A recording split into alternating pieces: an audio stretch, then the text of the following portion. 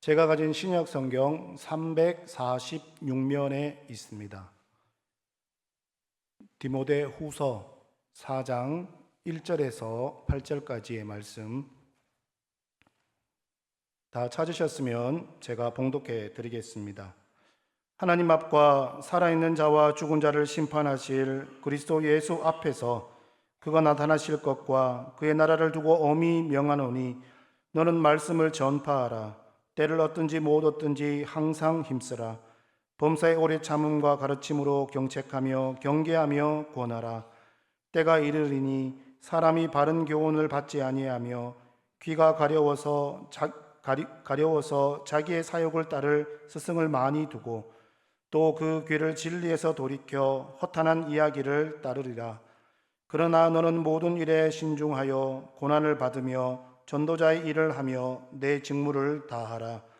전제와 같이 내가 벌써 부어지고 나의 떠날 시각이 가까웠도다. 나는 선한 싸움을 싸우고 나의 달려갈 길을 마치고 믿음을 지켰으니 이제 후로는 나를 위하여 의의 면류관이 예비되었으므로 주 곧 의로우신 재판장이 그날에 내게 주실 것이며 내게만 아니라 주의 나타나심을 사모하는 모든 자에게도니라. 아멘. 오늘 말씀을 생각하면서 한번 따라하겠습니다. 끝까지 믿음의 선한 싸움을 싸우겠습니다. 아멘. 오늘 본문 디모데 후서는 사도 바울이 마지막 집필한 서신으로서 세상을 떠나기 직전 AD 67년경에 로마의 지하 감옥에서 에베소 교회 목사였던 디모데에게 쓴 편지입니다. 바울은 죽기 전에 아들처럼 사랑했던 디모데를 한번 꼭 만나고 싶었던 것 같습니다. 그래서 마지막 죽기 전에 유서와 같은 편지를 보내고 있는데 결국 대면하지는 못했지만은 오늘 말씀을 통해서 마지막으로 하고 싶은 말이 오늘 본문을 통해서 이렇게 전해지는 것을 볼 수가 있습니다. 특히 1절 하반절에 보면은 그가 나타나실 것과 그의 나라를 두고 엄히 명하노니 그랬습니다. 엄히 명하노니라는 것은 엄한 명령입니다. 이것은 반드시 지켜야 될 명령이기에 엄격하게 명령한다는 것이죠. 그렇다면 바울이 그의 인생 마지막에 엄하게 명령한 것이 무엇이겠습니까? 먼저 첫 번째 보면은 가르침으로 경책하며 경계하며 권하라 이 말씀을 하는 것을 볼 수가 있습니다. 2절 말씀에 보니까 너는 말씀을 전파하라. 때를 얻든지 못 얻든지 항상 힘쓰라. 범사의 오래 참음과 가르침으로 경책하며 경계하며 권하라 그랬습니다. 여러분 우리가 때를 얻든지 못 얻든지 하나님의 말씀을 전파하라 이 말씀을 참 많이 듣는데요. 그런데 그 하나님의 복음 아래에서 진정하게 복음을 전달하기 위해서는 그 뒤에 전제 조건이 있다는 거죠. 그것은 오래 참고 인내함으로 가르침으로 전하라 이 말씀입니다. 모르는 것을 알게 하는 것을 가르친다 그러죠. 그래서 예수님도 세상에 오셨을 때에 우리가 모르는 것들을 많이 가르치고 깨우쳐 주셨습니다. 그리고 우리가 예수를 믿으려면 예수님을 알아야 믿게 되고 또 예수님이 누구인지 알기 위해서는 가르침을 받고 또 다른 사람을 가르쳐 주어야 되는 것입니다. 하나님이 계신 것을 알아야 되고 하나님께서 천지를 창조하신 것도 알아야 되고 내가 죄인 것도 알아야 되고 천국과 지옥이 있는 것도 성경을 배우고 가르침을 받아서 알아야 우리가 예수를 믿고 천국에 갈 수 있는 사람이 되는 것입니다. 우리는 하나님께서 주신 이 말씀을 전파하기 위한 위치에 서기까지는요 오래 참으며 가르침을 받고 가르쳐 주어야 주의 복음을 전할 수 있게 되는 것입니다. 저는 최근 우리 교회가 사랑방과 순으로 개편하면서 매일 성경을 묵상함으로 말씀으로 은혜를 받고 산다는 분들 참 많이 만나보았습니다. 말씀을 개인적으로 깊이 묵상하니까 훨씬 기쁜 뜻을 깨닫게 되었고 그 말씀대로 살기를 자기도 모르게 그렇게 생각나고 몸부림치더라는 것입니다. 처음에는 힘들었지만 묵상하면 할수록 정말 성경 말씀이 꿀송이처럼 달게 여겨졌다는 거죠. 그래서 여러분 하나님의 말씀을 더 가까이 하시고 더 깊이 깊이 묵상할 수 있어야 될 것입니다. 하나님께서 주시는 말씀을 받고 가르침을 받아 하나님의 복음이 여러분의 복음으로 이제 되고 다른 사람에게 흘러가시는 역사가 있길 바랍니다. 그래서 오늘 본문에서는요, 말씀을 경책하라 그럽니다. 경책이란 말은 때로는 이렇게 겁을 주기도 하고 두렵게 하기도 하고 책망을 하면서 가르치는 것을 경책하다 그럽니다. 그래서 뭐 쉽게 이야기하면 너 하나님 말씀 주신 것 이 말씀대로 살지 않고 사명대로 살지 않으면 하나님께 책망받는다, 아니면 극단적으로 정말 너 그렇게 살다가 지옥에 갈 수 있다라고 그렇게 경책하며 가르친다는 것입니다. 그래서 우리가 하나님의 사랑과 은혜만 알게 할 것이 아니라 때로는 하나님의 공의로움과 엄격한 심판의 있음도 알아야 되는 거죠. 천국이 있으면 지옥도 있는 거예요. 그래서 또 경계하며 구원하라 이렇게 말씀합니다. 이 경계하며라는 말은 범죄한 사실이 명백히 드러난 죄인을 올바르게 살도록 지도하는 행위를 말한 것입니다. 그래서 가르침으로 경책하며 경계하며 권하라 이 말씀을 정리하면은 모든 일에 오래 참아서 복음으로 가르쳐서 때로는 죄를 폭로하기도 하고 때로는 조심스럽게 지도하여서 말씀이 전달되어서 그 말씀의 가르침을 받아서 다른 사람에게도 그 말씀이 전달되도록 하라 이 말씀인 거예요. 그래서 여러분 이 말씀의 가르침에 바로 세워지지 않으면요, 성경은 바른 교훈을 받기 싫어할 뿐만 아니라 자신의 사역을 채울 세상의 여러 서성을 따르고 나갈 수 있다고 경고하고 있습니다. 그것이 3절 말씀인데요, 때가 이르니 사람이 바른 교훈을 받지 아니하며 귀가 가려워서 자기의 사역을 따를 서성을 많이 두게 된다. 여러분 때가 이른다는 것은 말세의 때가 이르면, 주님의 때가 이르면 그렇게 된다는 거예요. 즉 사람들이 말씀의 바른 교훈을 듣기 싫어하고 귀에 듣기에 좋은 말과 욕심을 부추기는 말만 자꾸만 들으려고 한다는 거예요. 하나님의 때가 되면 세상은 복음 듣는 것을 견디지 못하고 개인적인 욕심에 따라 귀를 간지럽게 하고 즐겁게 하는 자기의 개인적인 선생들을 많이 따르는 것이 그런 주님의 때 말세의 때에 일어날 현상이다라는 거죠. 요즘 여러분 한번 보십시오. 유튜버도 자기 원하는 것만 봅니다. 또 여러분 방송도 자기가 원하는 것만 자꾸 들으려고 합니다. 어떤 지도하는 것도 세상 사람들이 자기에게 귀를 간지럽게 하고 즐겁게 하는 사람을 자꾸 그렇게 따라가다 보면요, 어떻게 됩니까? 편향적으로 치우치는 일들이 벌어지게 된다는 거죠. 그래서 여러분 이 마지막 때가 될수록 세상이 너무 악해지는 것은 성경 말씀이 기준이 되는 것이 아니라 세상에 내 귀를 즐겁게 하고 간지럽게 하는 그것을 자꾸 따라가다 보니까 진리의 말씀이 자꾸만 왜곡되는 현실이 벌어지게 된다는 것이죠. 그래서 베드로전서 6장 8절에는 어떻게 얘기합니까? 근신하여 깨어라. 너희 대적 마귀가 우는 사자와 같이 두루다니며 산길자를 찾는다. 산길자를 찾는 사람이 어떤 사람이겠습니까? 진리의 말씀 안에서 바로 서지 않고 자꾸만 내가 즐거워하는 세상의 귀를 간지럽게 하고 나를 즐겁게 하는 그 소리를 따라가는 사람들, 이런 사람들이 자꾸만 마귀가 유혹하게 되고 넘어지게 만든다는 거죠.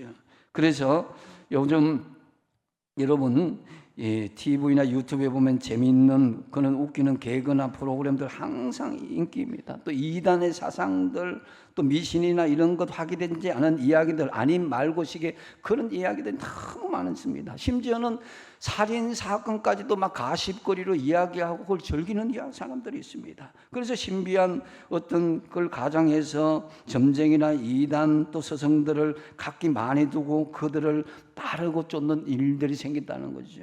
그리고 야고보서 4장 16절을 어떻게 이야기합니까? 이제도 너희가 허탄한 것을 자랑하니 그러한 자랑은 다 어떤 것이라고요? 악한 것이다라는 거죠. 지금 여러분 한국의 주식 투자 열풍이 광풍처럼 불고 있습니다. 여러분 투자를 이렇게 권하는 사람들 보면요, 자기가 투자한 사람들 그 종목에 그 자꾸 좋게 이야기하는 사람만 자꾸 따라가는 거예요. 그러면 거기에 아님 말고식인데 그러다가 맞을 수는 있겠죠. 그러나 다 맞지는 않거든요. 몇 개 맞는 것 같고 자꾸 점쟁이처럼 그렇게 나는 그걸 잘 맞춘다고 하고 따라가다가 결국 개미 투자자들이 그 폭망하고 또 돈을 대출하고 그렇게 하는 경우를 볼 수가 있습니다. 여러분, 참으로 이 마지막 때의 모습, 지식이 없거나 정보가 부족한 시대는 절대 아닙니다. 오히려 너무 많은 말이 있고 너무 많은 서성이 있고 너무 많은 콘텐츠가 있기 때문에 우리를 혼란스럽게 합니다. 진리는 하는데 나의 귀를 간지럽게 하고 나의 마음을 즐겁게 하는 그걸 자꾸 따라가다 보니까 진리가 왜곡되고 하나님의 말씀은 점점 멀어지는 것입니다. 그래서 요즘 문제는요, 모르기 때문이 아니라 자신이 듣고 싶은 것만 자꾸 들으려고 하기 때문에 문제가 생긴다는 거죠. 그래서 사람들은 진리보다는 자기가 원하는 쪽으로 자꾸 향하게 되는 거예요. 심지어는 하나님 말씀에도 듣기 싫은 건 들으려고 하지 않습니다. 그래서 진리의 길을 가도록 권면하는 말보다는 내가 지금 어려운데, 내가 힘든데 그런 생각을 하고 위로받고 치유받고 회복하는 이것만 자꾸 생각하는 거예요. 그래서 굉장히 이기적인 마음으로 그렇게 변질될 수 있는데요, 주님은 우리가 진리가 아닌 데는 분명히 말씀합니다. 그래서 진리는 외면당하고 허탄한 이야기가 인기를 얻고 있는 지금 이 시대에 여러분, 하나님의 말씀을 가까이 하시기 바랍니다. 매일 묵상 말씀을 나와는 상관이 없다고 여겨서는 안 됩니다. 매일 말씀으로 무장하고 말씀으로 가르침으로 서로 힘을 주고 힘을 받을 수 있어야 우리가 살 수 있습니다.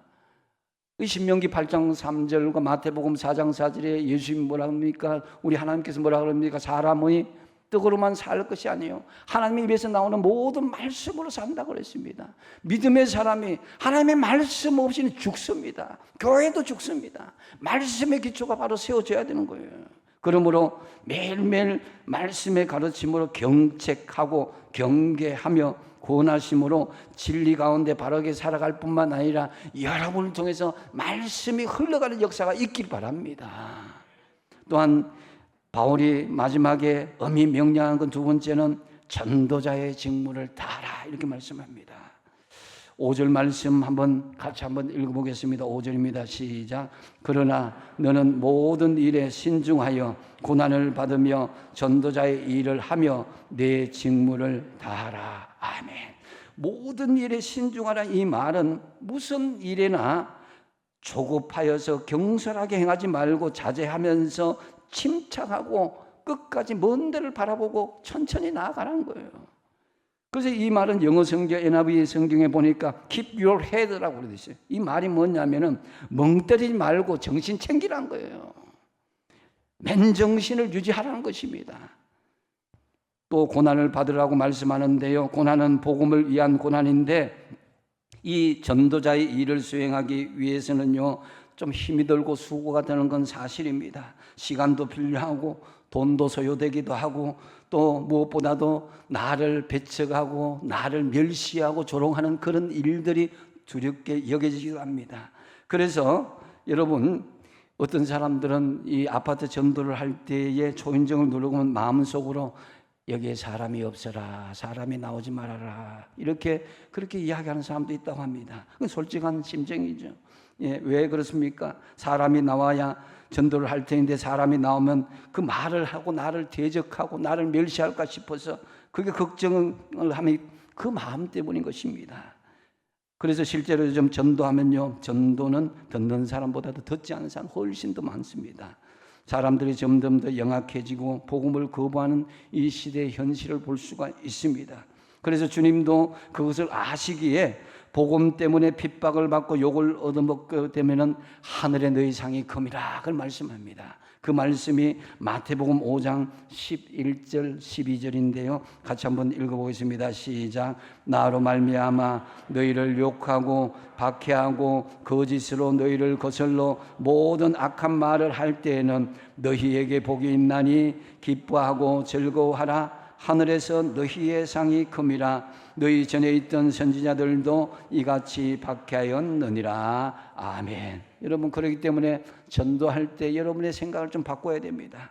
전도할 때 핍박하는 사람들은 우리가 하늘에서 큰 상을 받는데 공헌하는 사람이요, 준비된 사람이다. 내가 그들을 그러기 때문에 긍휼히 보고 불쌍히 보고, 그들은 모르기 때문에 그럴 수 있다, 이런 마음을 가지고 우리가 영적으로 그들을 이렇게 바라보면 되는 것입니다. 그래서 여러분, 우리가 특히 전도할 때 명심해야 되는 것은 전도 대상자를 임의로 내가 판단하고 이 사람은 되고 이 사람은 안 돼, 이렇게 판단하지 말아야 되는 것입니다. 우리가 보기에 착하게 보이는 사람 오히려 더 무섭더라고요. 저 사람 정말 산적같이 생기고 소 도둑놈같이 생겨도 마음이 고운 사람도 있더라고. 막상 전파하고 말을 전하면요, 이 눈에 보이는 거 틀리고요. 그래서 우리가 임의로 눈에 보이는 것 때문에 이 사람은 되고 이 사람은 안 되고, 저 사람은 왜 무섭게 생겼고 저 사람은 착하게 생겼고, 이렇게 판단해서는 안 된다는 것입니다. 그래서 그 말씀이 바로 2절 상반절에 너는 말씀을 전파하라. 때를 얻든지 못 얻든지 항상 힘쓰라 그랬습니다. 여기서 때를 얻든지 못 얻든지는 복음을 전하기 좋은 때와 그렇지 못한 때가 있는데요, 상대방에게 전도할 때 적당한 시기든지 상대방이 어떻게 나를 대하든지 간에 부정적이고 공격적이고 무관심하고 무섭게 보일지라도 가르지 말고 복음을 전하라는 것입니다. 그래서 사도행전 8장에서 10장에 보면요, 그러한 인물들이 등장하고 있는 것을 볼 수가 있습니다. 사도행전 8장에 보면 에티오피아 내시, 지금으로 보면 장관급입니다. 에티오피아 내시에게 이 예수님이 전파되는 그런 일들이 빌립을 통해서 벌어집니다. 그런 정치인이었습니다. 9장에서는 사울이, 회심하지 않은 바울, 사울이 다메섹에서 예수님을 만나는 그런 내용들이 나옵니다. 사울은 당대 최고의 학자입니다. 그리고 10장에 보면은 백부장이 예수님을 믿는 내용이 나오는데요, 로마의 백부장은 그 힘이 있는 정복자죠. 그래서 이 사람들은 외모로 볼 때, 외형적으로 볼 때는요, 도무지 예수 믿을 가능성이 없는 사람이다, 이렇게 할 수 있습니다. 그런데 하나님께서 각각의 사람을 통해서 그들을 구원해 내시는 것을 볼 수 있다라는 거죠. 하나님은 정치인이든 학자든 군인이든 누구든지 예수님을 믿을 수 있다, 영접할 수 있다는 것을 자세히 보여주는 거예요. 그래서 더 나아가서 우리는 어떤 내가 신분이 어떤 내가 꼭 뭐 목사 장로가 되어서 전도하는 것이 아니래도 빌립 집사를 통해서, 아나니아와 같은 병신들을 통해서, 베드로 사도를 통해서, 누구든지를 통해서 복음이 전해질 수 있음을 말씀하고 있습니다. 그러기에 나는 안 된다라는 생각도 버리고 저 사람은 안 된다라는 생각도 그렇게 버려야 되는 것입니다. 그래서 항상 우리는 복음에는 능력이 있다는 것을 믿으시고 때를 얻든지 못 얻든지 항상 전도자의 직분을 다 하시기 바랍니다. 저는 지난주 교도소에 정말 극적으로 그 예수를 믿고 교도소에 들어갔던 우리 박정환 성도 몇 번 말씀드렸는데요, 면회하고 왔습니다. 이분은 사회적으로 성공하고 너무 잘 나가던 사람이었고 한순간에 사기를 당해서 모든 것을 뒤집어쓰고 감옥에 가신 분이죠. 구속되기 전날에 자살을 하려고 했다가 새벽에 극적으로 만나서 예수님을 영접하고 난 뒤에 구속이 되었습니다. 저는 그분이 이제 손을 붙잡고 간절히 기도하고 우리 집사님, 권사님과 같이 이제 협력하여서 기도하면서 나머지는 어떡합니까? 전하기만 했지 그 다음에 어떻게 될지 모르는 거예요. 그러고 난 뒤에 법정 구속이 된 거예요. 그런데 여러분, 정말 하나님의 역사와 은혜는 너무나 놀라운 것 같습니다. 지금 한 1년 8개월쯤 지났는데요, 지금은 교도소에서요 찬양대를 활동하고 있습니다. 그리고 어려운 사람을 돕고 오히려 자신의 경험을 복음을 전하는 것으로 전달하고 있는 것을 볼 수가 있었습니다.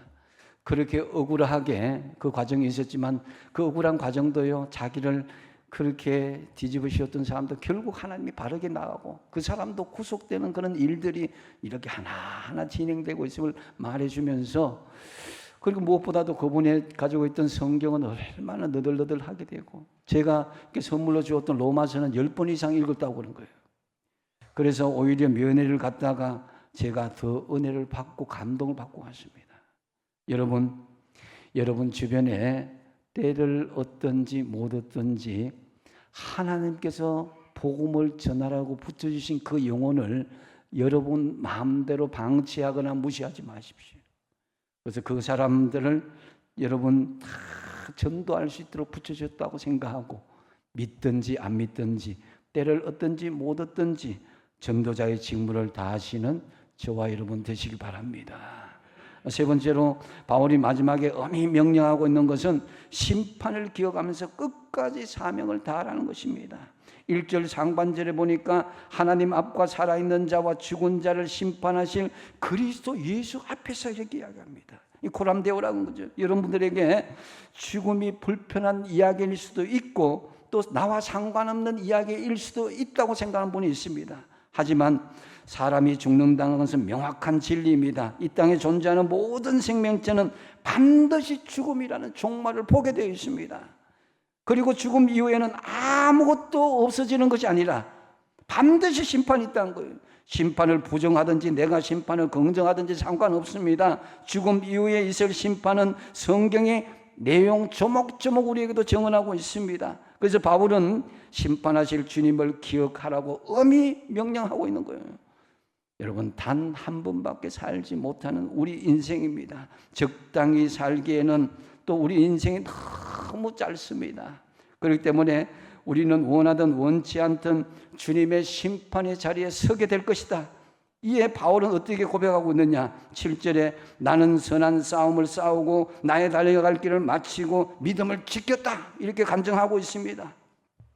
바울은 죽기까지 사명을 다한 것을 간증하며 선한 싸움을 싸웠다는 것입니다. 달려갈 길을 끝까지 마치고 완주했다는 것입니다. 그리고 믿음을 지키었나라고 간증하고 있는 것입니다. 여러분, 주님이 심판하실 것을 기억하면서 내게 주어진 선한 싸움을 당당하게 싸워내십시오. 이 세상에 사는 동안 우리는요, 때로는 여러분의 임기가 있을 것입니다. 현대자동차는 뭐 62세까지 이렇게 할 수 있고, 교회에서는 65세까지 할 수 있고, 이런 임기가 있습니다.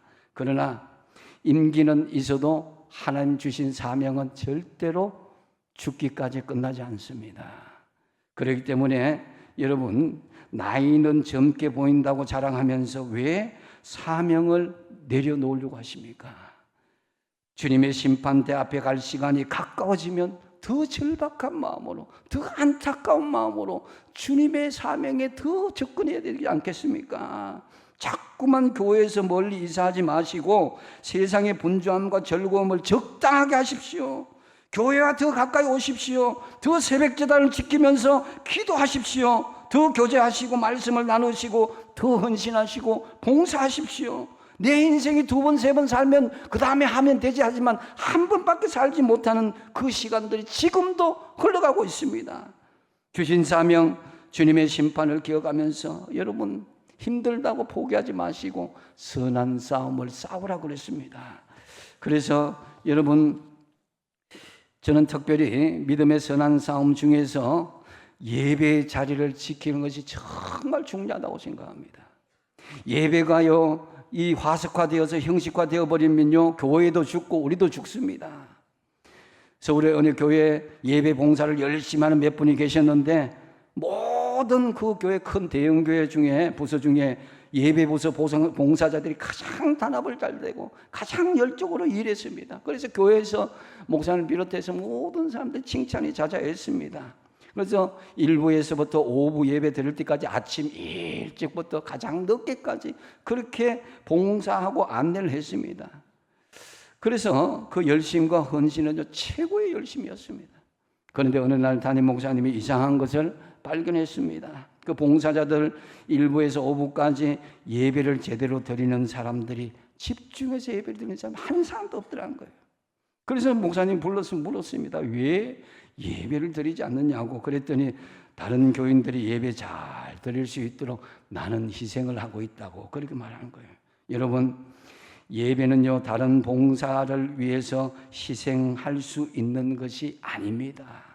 내가 직접 산제사의 제물로 나아가는 그런 자세로 나아가는 것이 예배인 것입니다. 예배 없이 봉사하면요, 하나님의 마음과 생각으로 교회를 섬기지 않게 되고 자기 생각과 자기 주장이 교회를 섬기는 것이기 때문에 나중에 교회에 심각한 분란을 일으킬 수 있게 되는 거예요. 서울에 노선버스를 운행하면서 주일 예배를 한 번도 빠지지 않는 성도가 있었다고 합니다. 여러분, 운전은 교대 근무이기 때문에 주일을 절대 빠질 수 없는데 이분은 미리 공휴일 날이나 명절 걸리면 미리 운전해 주었다가 주일날을 지켜주었다고 합니다. 그래서 주일을 지키려고 마음만 먹으면 얼마든지 그렇게 할 수 있는 거예요. 우리 교인 중에는 그런 일이 없겠지만 경조사나 결혼식에 참여하느라고 주일 예배를 빠지는 분들이 있습니다. 여러분, 혹 주일에 결혼식이 있다면 토요일쯤 축의금을 준비하고 그 가정에 미리 전달하십시오. 전달하고 그 가정을 위해서 간절히 기도해 주시고, 내가 솔직히 주일 예배를 위해서 이렇게 미리 왔다고 축하한다고 하면서 기도해 주시고 오면 얼마나 멋진 일입니까? 오늘 말씀은요, 바울이 엄히 디모데에게 주신 말씀이기 전에 하나님께서 우리에게 엄히 명령하시는 말씀이기도 합니다. 6절 말씀에 전제와 같이 내가 벌써 부어지고 나의 떠날 시간이 가까워졌다 그랬습니다. 이 전제와 같이 부음이 됐다. 이게 뭡니까? 여러분, 전제는 속죄의 희생제물이요, 부음이란 것은 여러분 죽음이란 뜻이죠. 신앙 안에서는 순교자가 되었다는 것입니다. 여러분, 바울은 자신의 생명이 속죄의 희생제물이 되어서 순교자와 같이 이 세상을 떠날 날이 가까웠음을 알았습니다. 여러분, 떠날 때가 가까워졌을 알았을 때에 여러분 자신 인생 후회하는 것이 아니라 한없이 믿음의 선한 싸움을 싸우다가 당당하게 주님의 심판대 앞에 서기를 간절히 축복드립니다. 이제 바울은 이제 당당하게 선언합니다. 8절 말씀 같이 읽어보겠습니다. 시작. 이제 후로는 나를 위하여 면류관이 예비되었으므로 주 곧 의로우신 재판장이 그날에 내게 주실 것이며 내게만 아니라 주의 나타나심을 사모하는 모든 자에게 도니라. 아멘. 사도 바울은 자신은 심판자리에 가실 때 하나님께서 의의 면류관을 주실 것이라고 당당하게 증언하고 그렇게 고백하고 있습니다. 그런데 이 의의 면류관은 사도 바울 한 사람을 위해서 준비된 상급이 아닙니다. 주의 나타나심을 사모하는 우리 모든 사람에게도 동일하게 하나님께서 의의 면류관을 서게 주실 것을 약속해 주신 것입니다. 여러분, 학교 졸업식 때 뭘 받습니까? 졸업장을 받잖아요.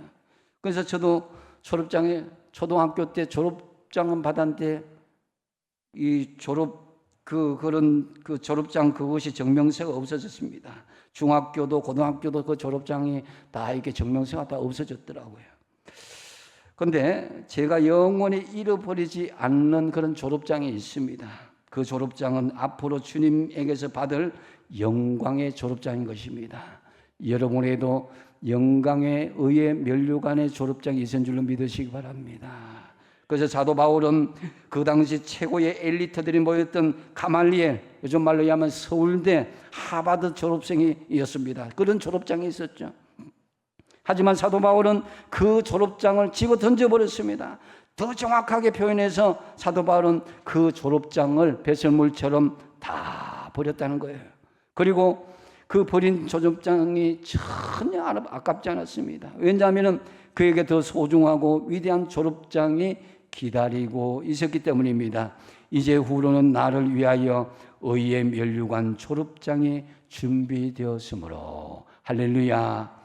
주님의 심판을 기억하면서 내게 주어진 사명의 선한 싸움을 끝까지 잘 완수하여서 저와 여러분 의의 면류관을 다 받게 되시기 바랍니다.